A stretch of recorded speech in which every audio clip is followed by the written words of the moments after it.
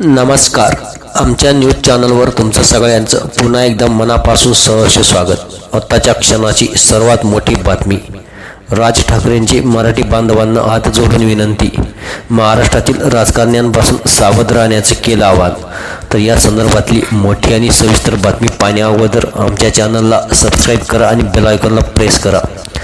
रायगडमध्ये मनसे मेळाव्यात मनसे अध्यक्ष राज ठाकरे यांनी मराठी बांधवांना एक कळकळीची विनंती केली आहे. जेव्हा जेव्हा रस्ते आणि महामार्ग झालेत तेव्हा तेव्हा आपल्या हातातून जमिनी गेल्या आहेत. उद्या हा रायगड जिल्हा तुमच्या ताब्यात राहणार नाही. इथे विमानतळ येणार आहेत. शिवडी नावा सेवा लिंक महामार्ग येत आहेत. त्यानंतर इथे विमानतळ होणार आहे. हे सर्व झाल्यावर इतर राज्यातील लोक येणार आणि तुमच्या नाकावर टिचून तुमच्या जमिनी विकत घेणार. उद्या तुम्ही मराठी बोलणार नाहीत, त्यांचीच भाषा बोलणार. तुम्हाला धोक्याची सूचना आहे. हात जोडून विनंती आहे. तुमच्या आजूबाजूला काय चालू आहे ना, सतर्क करा, असं राज ठाकरे यांनी म्हटलं आहे. प्रत्येकाने जमिनी विकत घेतल्या जात आहे.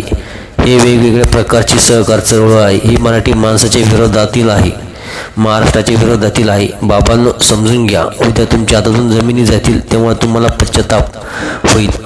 हात कपाळावर मारत बसावं लागेल. मी एवढं सांगण्यासाठी आलो होतो की तुम्हाला सहकार चळवळ समजून सांगण्यासाठी आलो नाही. स्टेजवर तज्ज्ञ आहेत जे तुम्हाला सहकार चळवळ समजावतील. मी फक्त तुम्हाला धोके सांगत आहे, असंही राज ठाकरे यांनी म्हटलं आहे. तर मनसे अध्यक्ष राज ठाकरे यांनी रायगड येथील सहकार मेळाव्यात भाषण करताना मराठी बांधवांना हात जोडून विनंती केली आहे की त्यांनी महाराष्ट्रातील राजकारण्यांपासून सावध राहण्याचं सांगितलं आहे. की जेव्हा जेव्हा इथे महामार्ग झाले आहेत तेव्हा तेव्हा जमिनी कवडीमोल भावात विकल्या गेल्या आहेत. त्यामुळे मराठी बांधवांनी आपल्या जमिनी विकू नयेत, असे आवाहन राज ठाकरे यांनी केलं आहे.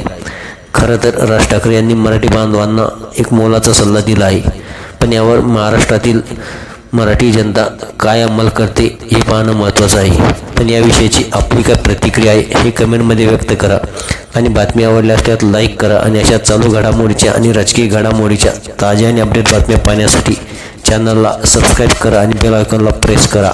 धन्यवाद.